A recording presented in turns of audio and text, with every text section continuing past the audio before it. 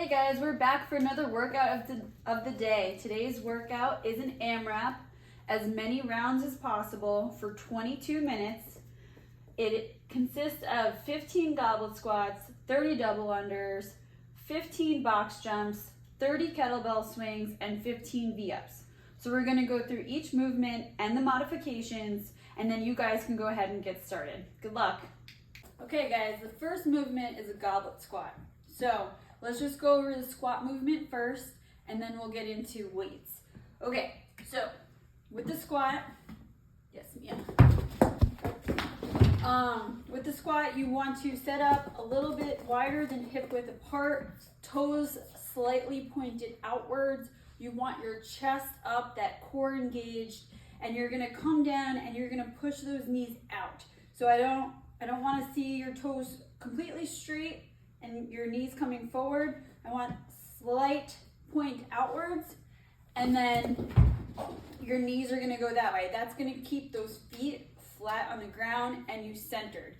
So you're gonna come down, and this is your squat. So we wanna aim for at least parallel to the ground.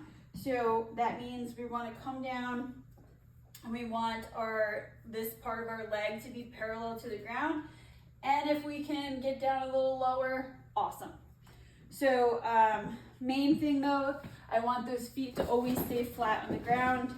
So if you start finding yourself as you come down further, you're starting to roll up on those toes, just get down as far as you can with those feet flat on the ground.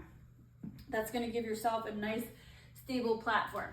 So if you're not ready to do a goblet squat with weight, then you can just do a regular air squat, which is just your regular squat with body weight, just as effective. So you're gonna be using a kettlebell for this workout. So I suggest using the kettlebell for the goblet squats as well. So you wanna pick a weight that you can successfully do 30 kettlebell swings and also 15 goblet squats. So we're gonna pick up that kettlebell, place it in our hands, and just come down. And you notice my chest is up, I'm looking forward, and I'm coming down as far as I can, and that is the goblet squat. Just wanna show you with other things as well. Not this ball, not heavy enough, but this ball is. So you can use a slam ball, same thing. You wanna just come down, hold it in front of you. You want it nice and high. You don't want to hold it down here. That's going to pull your chest forward. You want to avoid that. You can also use a dumbbell. So again, you want it up here. I suggest holding it like so, and coming down. You can also hold it in more of a front rack position. Get those elbows up and hold it here. So that is the goblet squat. So again, if you're not ready for weight, I get just a regular air squat, or you can adjust the weights. You don't have to use a lot, but adding a little bit adds a little bit more resistance and gets those glutes working a little bit harder. All right, so next movement is 30 double under. So that is your jump rope going under your legs twice.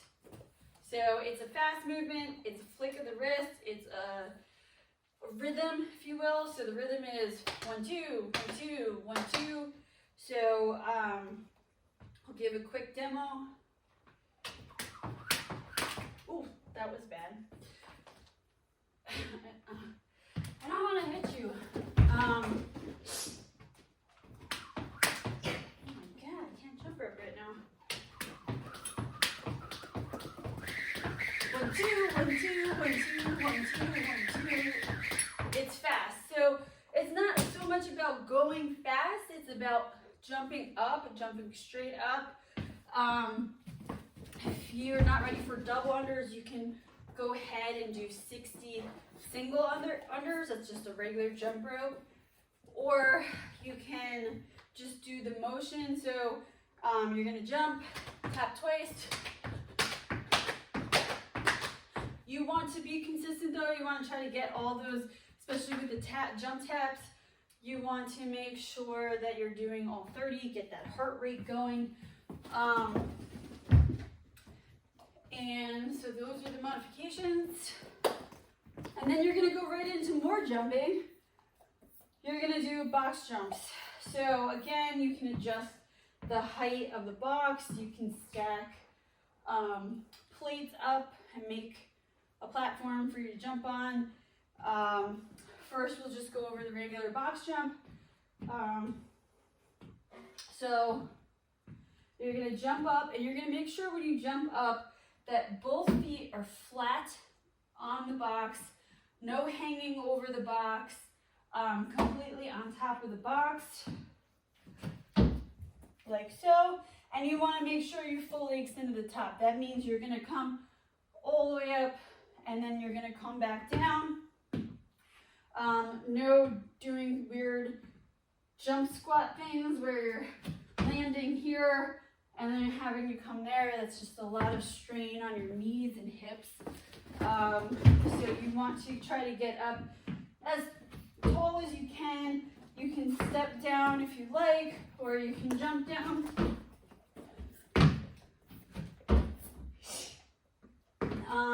If you're not ready for the box jump, you can do step ups. Again, make sure that foot is all the way in the box, flat. And you're gonna step up, make sure that leg is straight before placing that other leg on top. So you're gonna come down.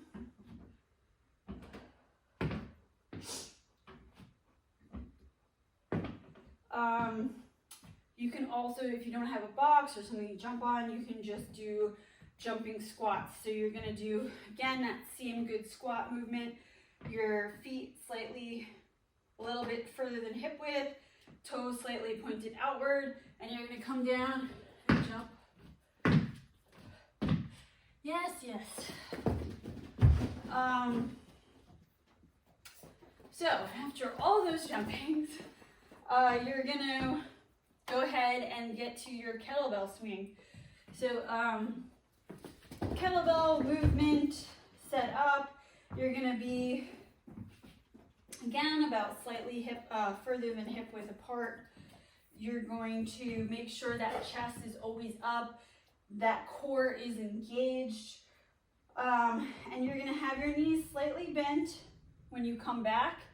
They shouldn't be down here. It's not a squat, it should just be a slight bend and back. So you're gonna bring those knees back and bend, and your chest is gonna come forward, but not, it shouldn't be parallel to the ground. It shouldn't be like a tabletop. It should be still slightly pointed up. Again, engaged. And a good way to figure out how far back you should go, the inside of your wrist should be come back and touch the inside of your thighs. So if you're finding that it's touching here, you're coming down too far and you're reaching back too far. So just to those wrists, and as you come up, you're gonna squeeze those glutes, and that's gonna help the movement, the thrust, and that's gonna bring the kettlebell up. So it's really the legs, not the arms working. So if you find yourself struggling and it's not coming up as high as you want, which is, we want it about eye level, it's probably because you're not engaging those glutes hard enough. So it should be a nice, strong thrusting movement. Let me get this dog out of the way so I don't hit her. So